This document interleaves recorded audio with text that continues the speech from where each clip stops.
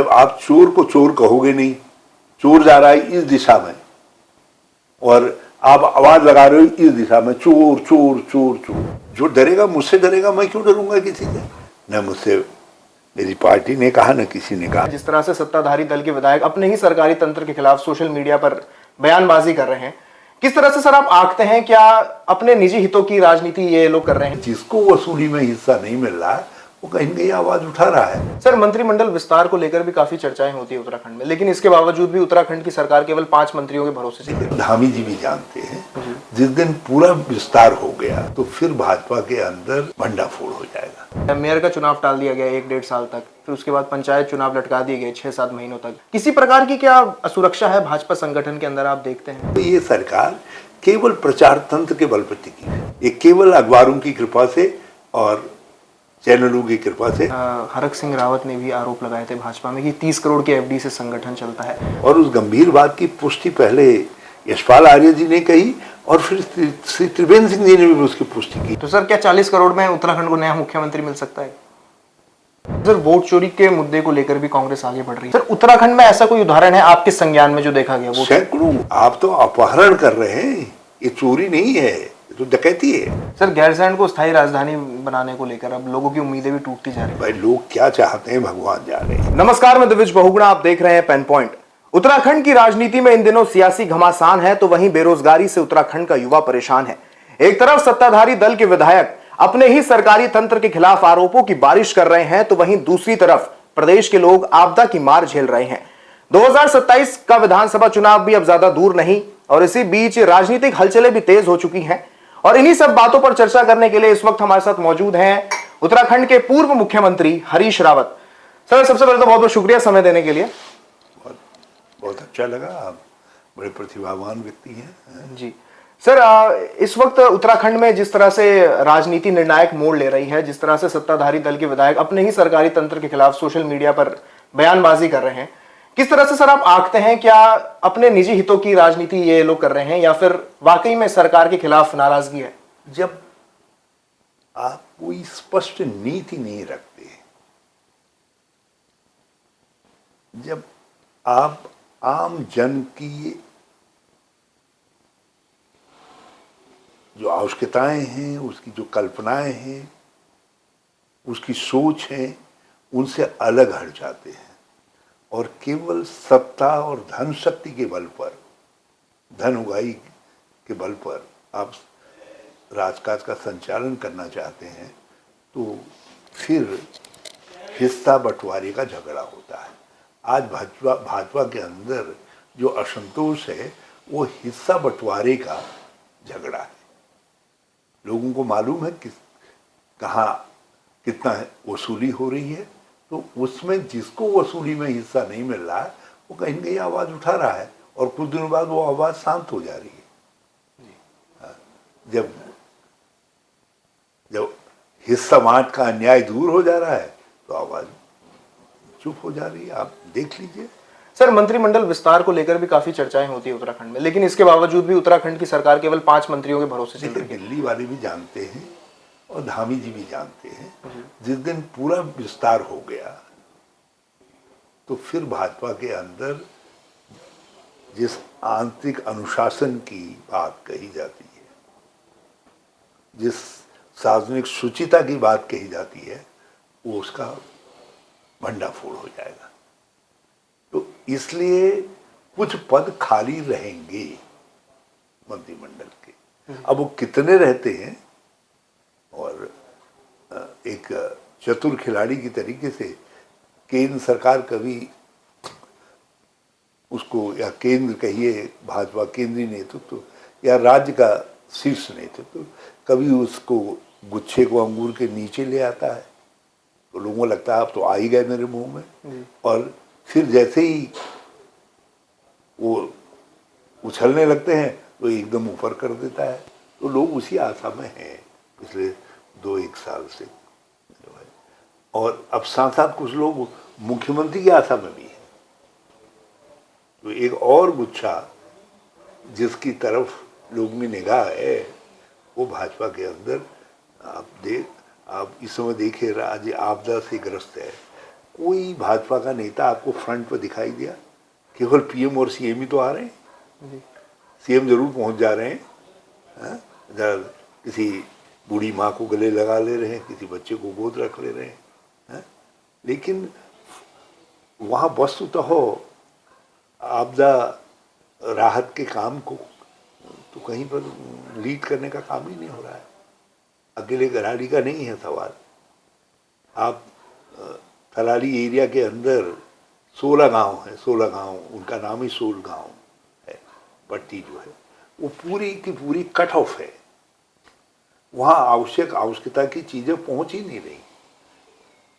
बड़ी मुश्किल से एक बार एक हेलीकॉप्टर सॉर्टी शायद एक आध दिन पहले हुई है और 100-200 जितने भी पैकेट खाने के लेकर के गया होगा सामान के। ये स्थिति है आज। अहेतुक सहायता नहीं बटी है। मुझे आज भी शंका है कि इतने दिन के बाद भी अभी शायद अहेतुक सहायता नहीं बटी। सर सरकार कहती है कि अहेतुक सहायता के लिए सीधे मापदंड है, जैसे आपदा हो आप डीएम एसडीएम को वो 5,000 रुपया उस परिवार को दे देना चाहिए। ये आपदा के मानक कहते हैं, राष्ट्रीय मानक कहते हैं। लेकिन यहाँ उसके लिए भी भाजपा का चेहरा देखा जा रहा है। कोई भाजपा चेहरा बांटने वाला तो मिल ही नहीं रहा है। एसडीएम को कहा जा रहा है खबरदार तो बांटना मत, कोई भाजपाई नेता ढूंढना। अब भाजपाई नेता कुर्सी की दौड़ में देहरादून में लगे हुए हैं। ये है सर 2022 विधानसभा चुनाव के बाद जिस तरह से उत्तराखंड की राजनीति बदली है, एक तो सर चुनावों को टाला जा रहा है। मेयर का चुनाव टाल दिया गया 1-1.5 साल तक, फिर उसके बाद पंचायत चुनाव लटका दिए गए 6-7 महीनों तक। कई प्रकार की धांधलियां, किसी प्रकार की क्या असुरक्षा है भाजपा संगठन के अंदर, आप देखते हैं? देखिए, भाजपा जब आपका नीतिगत निर्णय ही गलत होता है, आप केवल बंटवारे की बात करते हैं, बांटने की बात करते हैं, केवल हिंदू मुसलमान की बात करते हैं। आप ये बताइए बेरोजगारी पर कुछ कहा भाजपा ने कभी? कैसे दूर करेंगे? रोजगार सृजन क्या होगा? कभी ये आंकड़े बताए आपको कितने हजार शिक्षित बेरोजगार प्रतिवर्ष जोड़ रहे हैं? कभी ये आंकड़े बताए कि विभागों के अंदर कितने पद खाली है, या केंद्र के अंदर, रेलवे के अंदर, डिफेंस आदि में कितने पद खाली है? कहीं उस पर कोई चर्चा नहीं है। पलायन आज भयावह स्थिति में है।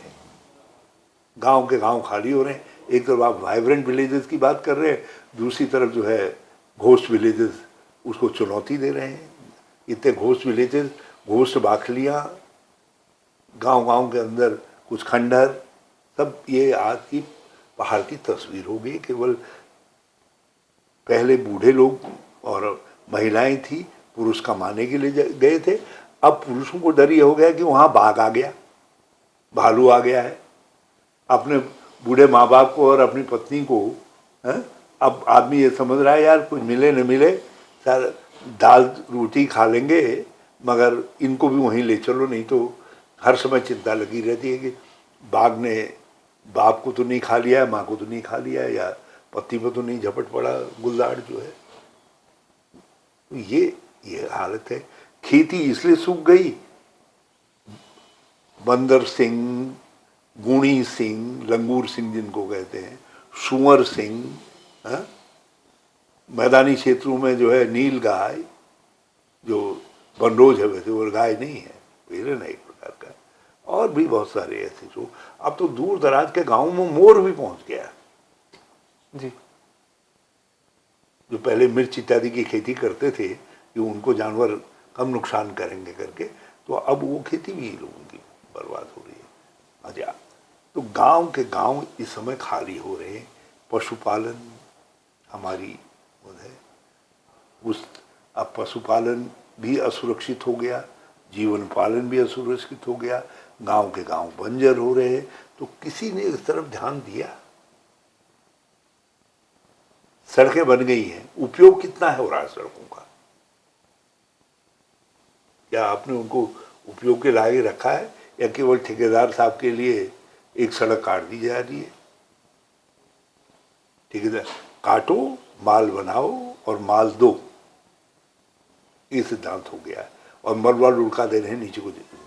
ये मलबा ही, वही मलबा हमारी त्रासदी को और गंभीर कर रहा है। एक तो बादल फटने की त्रासदी है, और उस त्रासदी के अंदर जो मलबा लुढ़काया जा रहा है, वो मलबा बाधित कर दे रहा है हमारे गधेरों के मार्ग को, दूसरे मार्गों को, और वो और भयावह हो जाता है। ये नीतिगत त्रुटि है आपकी, नीतिगत त्रुटि है, आपने सोचा ही नहीं। शिक्षा, पहाड़ों में हमने आदर्श विद्यालय कहा, इन्होंने अटल आदर्श किया। हमने राजीव नवोदय खोले, राजीव अभिनव स्कूल खोले, अब ये उनको बोर्डिंग स्कूल का नाम दे रहे हैं, क्लस्टर स्कूल का नाम दे रहे हैं। नाम कुछ भी रखो, मगर भैया अध्यापक तो भेजो। जिस राज्य के अंदर 90% स्कूलों के अंदर, हाई स्कूल और इंटर कॉलेजेस में प्रधानाचार्य नहीं है, तो वहाँ की शिक्षा का क्या स्वरूप है? ये नौजवानों जरा सा मुझे बताओ ना, समझाओ, ये स्वरूप है। और शिक्षा ही आज के दिन तो, एक नेहरू जी का बड़ा फेमस कोट है कि everything can wait but not agriculture, क्योंकि उस समय भारत पेट के लिए लड़ रहा था। आज हमारे विज्ञान ने हमको इतना सक्षम बना दिया। इंदिरा गांधी जी के समय में हरित क्रांति, श्वेत क्रांति, नील क्रांति, पिंक क्रांति, सारी क्रांतियां हुई, उन्होंने हमको अन्न सुरक्षा दे दी।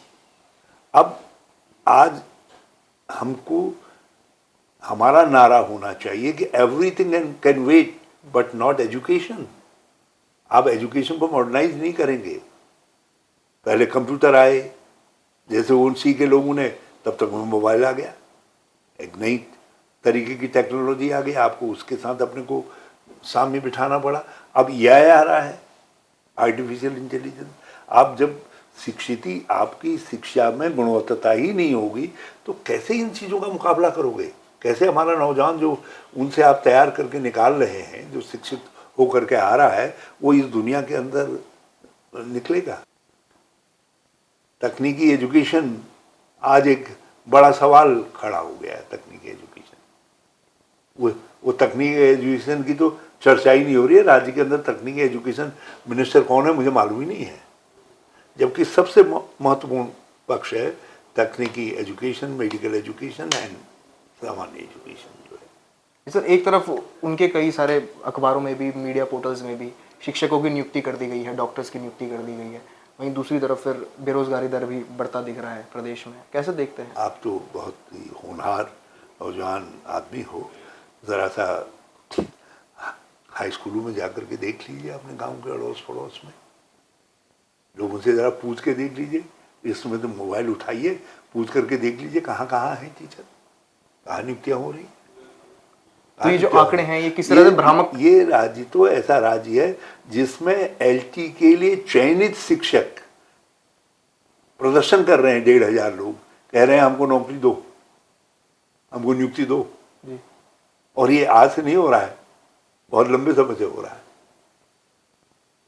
तो इस सरकार की वास्तविकता देखो, ये सरकार केवल प्रचार तंत्र के बल पर टिकी हुई है। ये केवल अखबारों की कृपा से और चैनलों की कृपा से, और अब उसके ऊपर आप जो हमारे ये हैं, जो आप इस तरीके से छोटे चैनल्स हैं हमारे सोशल मीडिया के, वो है, अब उनकी कृपा पे है। जब तक उनकी कृपा है तब तक सरकार का मंगल ही मंगल है। जनता का अमंगल हो रहा है या कुछ हो रहा है वो अलग रहे। अखबार पढ़ने में तो जो है रोज, और उनका तो अलग रहा, उनके अध्यक्ष की भी सूरत जो है आप एक पन्ने में नहीं 2-3 पन्नों में देख लोगे जो है। सर, पूर्व कैबिनेट मंत्री हरक सिंह रावत ने भी आरोप लगाए थे भाजपा में कि 30 करोड़ के एफडी से संगठन चलता है। आप कैसे देखते हैं, क्या उनके द्वारा कोई फ्रस्ट्रेशन निकाली गई भाजपा के ऊपर? क्योंकि भाजपा से जब उन्होंने निकाला गया, फिर कांग्रेस गंभीर बात कही है जी, और उस गंभीर बात की पुष्टि पहले यशपाल आर्य जी ने कही, और फिर श्री त्रिवेंद्र सिंह जी ने भी उसकी पुष्टि की है, कह करके नहीं भाई वो 30 करोड़ नहीं था, 27 करोड़ था तो सही ना, आया तो वसूली से। तो सर, क्या 40 करोड़ में उत्तराखंड को नया मुख्यमंत्री मिल सकता है? मुझे नहीं मालूम। ये तो भाजपा वाले बेहतर बता सकते हैं। मैंने तो कभी न मुझसे मेरी पार्टी ने कहा न किसी ने कहा, मैंने तो कभी एक नया पैसा भी न दिया, न जब था तब न दिया। जो है मेरी पर भगवान की कृपा रही, भगवान केदारनाथ की, ये सब मुझे नहीं करना पड़ा। लेकिन इस प्रश्न पर मैं कोई टिप्पणी नहीं करना चाहूँगा, मैं जनता के ऊपर छोड़ देता हूँ।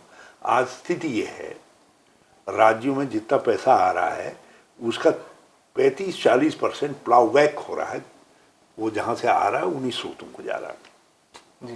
तो कहाँ से विकास होगा? ये केवल नेशनल हाईवे, क्योंकि वो बिल्ड करो और उगाओ, है? आप बनाइए, है? और उसके बाद जो है उस पर बढ़िया वो लगा करके, रोड टैक्स लगा करके, टोल टैक्स लगा करके वसूल करिए। तो इस आधार पर बन रही है।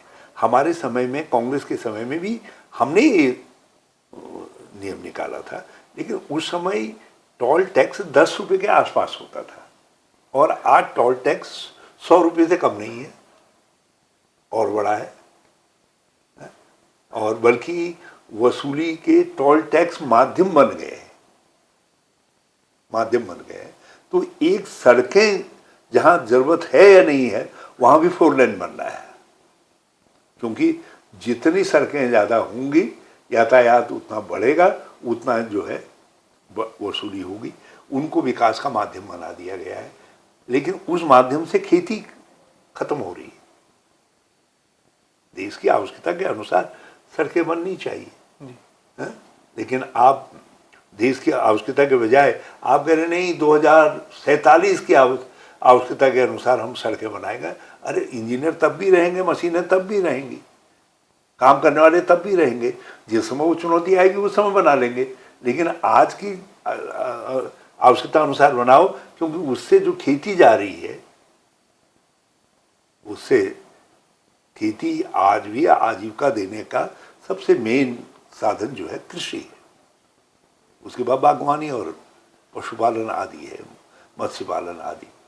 उस क्षेत्र को आप जितना कमजोर करेंगे, जब आधार ही नहीं रहेगा, जमीन ही नहीं रहेगी। अब उत्तराखंड के अंदर यदि तरक्की देखो तो दूर दूर के गांवों तक में जो है बड़ी बड़ी बिल्डिंगें बना दी गई है। बनाने वाले कौन हैं किसी को मालूम नहीं है, कहाँ के लोग।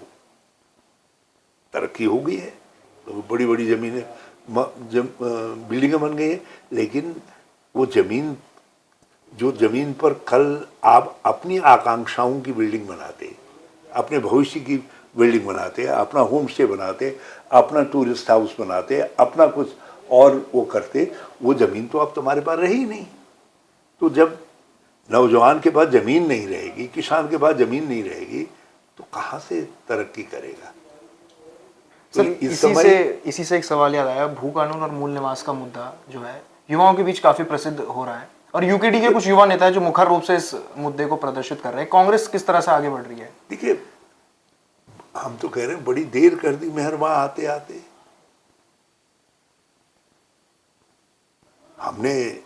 मैं तो प्रारंभ से ही इसका विरोध कर रहा हूं, और जिस समय 2018 के अंदर विधानसभा में कानून लाए, और उस कानून में आपने कह दिया कि उत्तराखंड में जो आए जितनी जमीन चाहे खरीद ले, तो उस दिन के मनोज रावत ने विरोध किया, कांग्रेस ने विरोध किया, और राजनेताओं में मैंने विरोध किया। मैं विधानसभा में नहीं था, बाहर मैंने विरोध किया। हम तो तब से कह रहे हैं ये गलत हो रहा है, ये अंकुश रखिए, जो 250 मीटर वाला है ये बनाए रखिए, लेकिन शिथिल कर दिया गया, और तब लोग जगे ही नहीं। अब जब बिक गया सब, अब रही क्या गया? अब तो केवल तलछट रह गई जमीन। जो मौजूद जमीनें थी, जो ऊंची, जिनमें कल तुम इन्वेस्टमेंट करते, जिनमें कल हमारी वित्तीय संस्थाओं से कर्ज ले करके हमारा नौजवान कुछ अपने लिए करता, उस नौजवान के लिए तो ज़मीन हमने अच्छी छोड़ी ही नहीं। अब तो केवल तलछट रह गई, वो ज़मीन रह गई जिसका कोई वाला गुशाई, जिसमें कुछ नहीं हो सकता है, वो आपके हमारे भविष्य के लिए छोड़ दी गई। और रहा सवाल मूल निवास का, इसका समाधान हमने सरकार बनने के बाद ही तत्काल कर दिया था।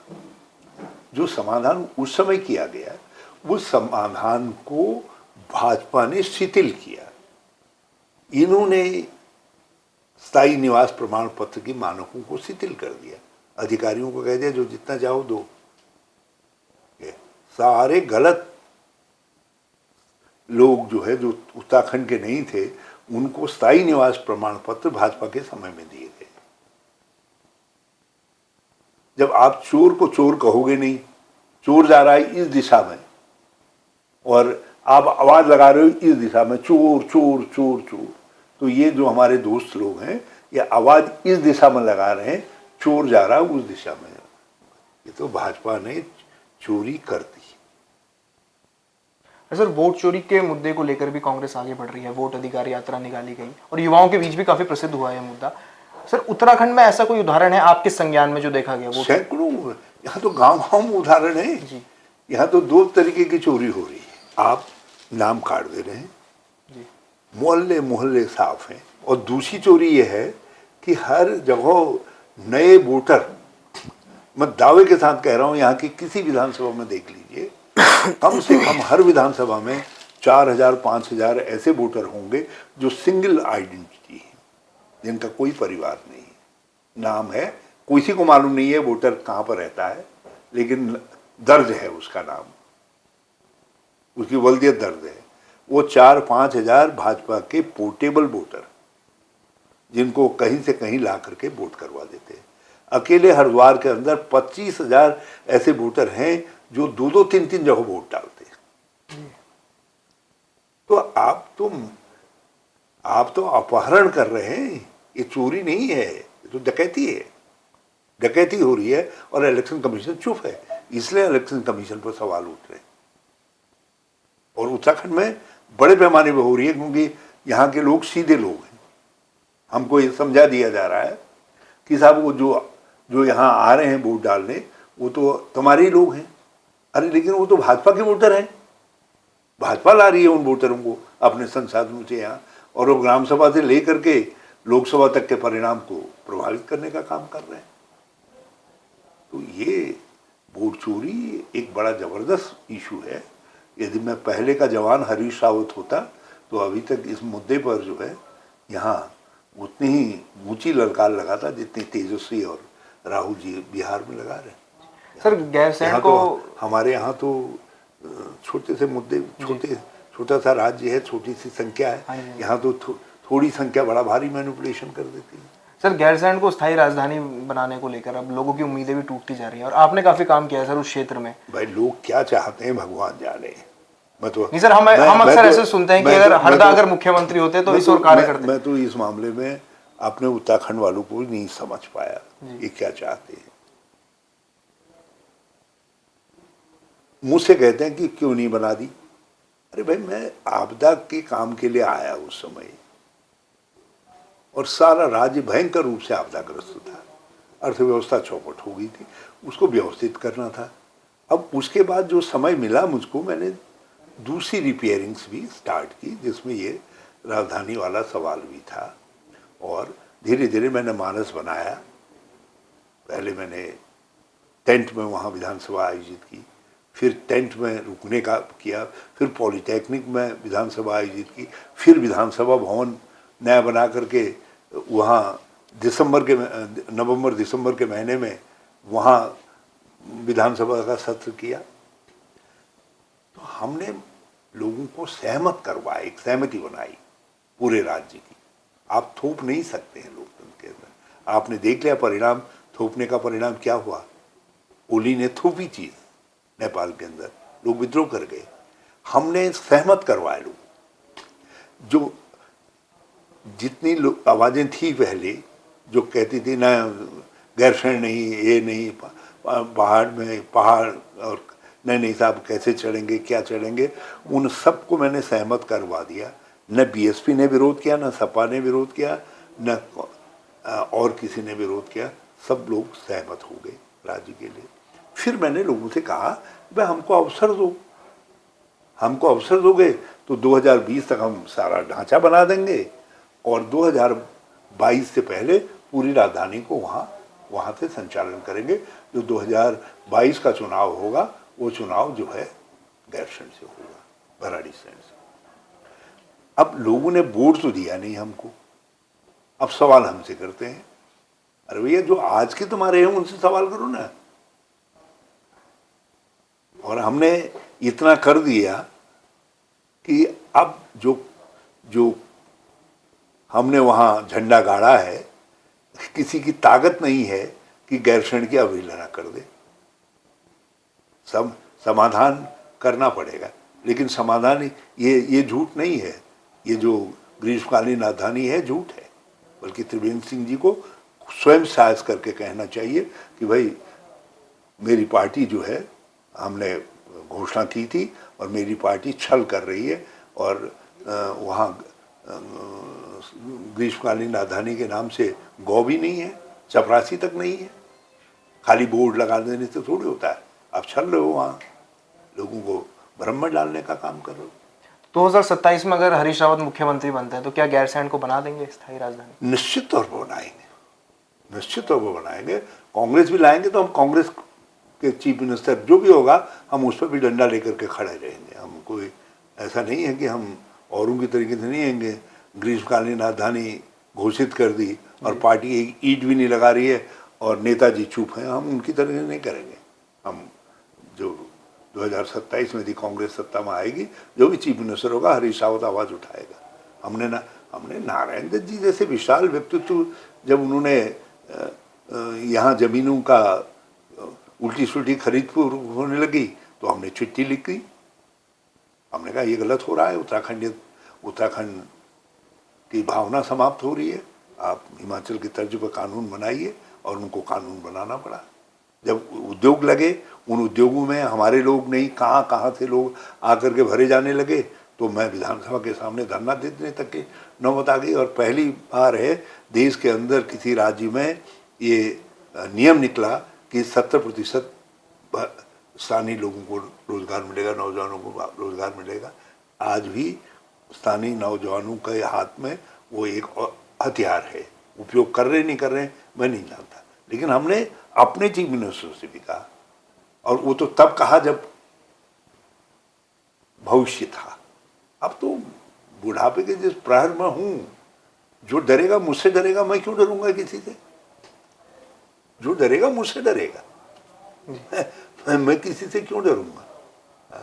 तो यदि लोग हमारी बात मानते हैं, तो कांग्रेस को लाते हैं, तो हम जो भी चीफ मिनिस्टर बनेगा उसके ऊपर हमारा दबाव रहेगा कि न करो उसको, लड़ेंगे हम। सर, नेपाल का अभी थोड़ी देर पहले आपने जिक्र किया था, जिस प्रकार से वहाँ पे स्थिति है, सोशल मीडिया पर बैन लगा और जेनजी मूवमेंट स्टार्ट हुआ और उसके बाद प्रधानमंत्री ने इस्तीफा दे दिया। सर, भारत में भी इस प्रकार के मीडिया में तो खैर प्रतिबंध लग ही चुके हैं, लेकिन सोशल मीडिया में भी कुछ हद तक लगाने की कोशिश की जा रही है, कुछ हद तक लग भी रहे हैं। तो सर, क्या भारत में भी ऐसा शुरुआत हो सकती है? हमारे वहाँ एक नौजवान आनंद मेहरा है, उसका टेलीफोन आया कि साहब मेरे पीछे तो पुलिस पड़ गई है, पुलिस पड़ गई। मैंने कहा क्या कर रहे हो? उस क्या होगा गड़बड़? बोला नहीं साहब, वो मैंने कुछ गड़बड़ नहीं किया, बाढ़ आई थी और मैं वहाँ गया, मैंने ये कह दिया लोगों से कि भाई मुख्यमंत्री का इलाका है, और तो वहाँ भी जब यह हालत है तो और जगह क्या हालत होंगी, और मैंने फेसबुक में डाल दिया। अब मुझको पुलिस मेरे पीछे पड़ी है कि इसको डिलीट कर, नहीं तो तुमको बंद कर देते हैं। और साहब मैं वहाँ से मैं डिलीट करूँ या मैं कहाँ जाऊँ, मैं कहाँ, मैंने कहा कहाँ हो? बोला मैं भाग करके आ रहा हूँ कहीं। अब ये हालत है जी। बहुत सारे ऐसे लोग हैं जो फेसबुक में कोई चीज़ डाल दे रहे हैं तो उनको टेलीफोन आ रहा है कि हटाओ इसको, नहीं तो मुकदमा कर देंगे। बहुत लोग मिल जाएंगे आपको, हो जाओ जरा था। तो भारत और प्रदेश में भी क्या ऐसी शुरुआत हो सकती है क्या आने वाले समय में? नहीं, देखिए हमारा लोकतंत्र बड़ा लचीला है। नेपाल में भी इसलिए हुआ क्योंकि वहाँ का लोकतंत्र उतना लचीला नहीं है। उन्होंने हमसे प्रेरणा तो ली है, लेकिन उन्होंने उतना लचीला, उदार, सब समावेशी संविधान नहीं बनाया जो हमारे राजनेताओं ने बनाया। हमारा संविधान बहुलवाद के सिद्धांत पर आधारित समावेशी संविधान है, सबको जोड़ करके, और बड़ा लचीला है, और सनातन धर्म की इस अवधारणा पर है कि सबको साथ लेकर के चलना। नहीं सर, जिस प्रकार से अभी इसलिए आलोचक भी इसमें स्थान, आलोचना का भी इसमें महत्व है। इसलिए यहाँ कोई खुलेआम ये हिम्मत नहीं कर सकता कि किसी माध्यम को बंद कर दे। हाँ, ऐसा कर सकते जो हो रहा है कलाकारी के साथ, जो है सारे मीडिया को ऐसा लग रहा है मनमोहना तुम ही हो, सारा देश का मीडिया जो है, प्रिंट हो या इलेक्ट्रॉनिक हो, वो इन्हीं के गुणगान करने में लगा हुआ है। जहाँ जो भाजपा का मुख्यमंत्री है, राष्ट्रीय स्तर पर एक कृष्ण बलराम है, तो प्रांतों के अंदर सब जगह उनके डुप्लीकेट कृष्ण हैं, सारा मीडिया उनके गुणगान करने में लगा हुआ है। जी। तो सर 2027 के लिए क्या कुछ तैयारियां हैं आपके द्वारा, और कांग्रेस की क्या रणनीति रहने वाली है? रणनीति बनाएंगे, मैंने लोगों से कहा है एक वैकल्पिक एजेंडा तैयार करूं, और हम इसमें और फोर्सेस को भी साथ ले रहे हैं, और एक वैकल्पिक एजेंडा तैयार करेंगे। हम केवल विरोध के नाम पर विरोध नहीं करेंगे, हम भाजपा से बेहतर सरकार कैसे दे सकते हैं उसका एजेंडा तैयार करेंगे। देखो कांग्रेस कितना मेरी बात सुनती है। ये करो। ठीक है सर, बहुत बहुत शुक्रिया। तो ये थे हमारे साथ उत्तराखंड के पूर्व सीएम हरीश रावत जी, जिन्होंने भ्रष्टाचार, भू कानून, मूल निवास, राजनीति और कई मुद्दों पर अपने विचार रखे। इंटरव्यू अगर आपको पसंद आया तो जरूर इसे ज्यादा से ज्यादा शेयर करें और हमारे चैनल को सब्सक्राइब करें। नमस्कार।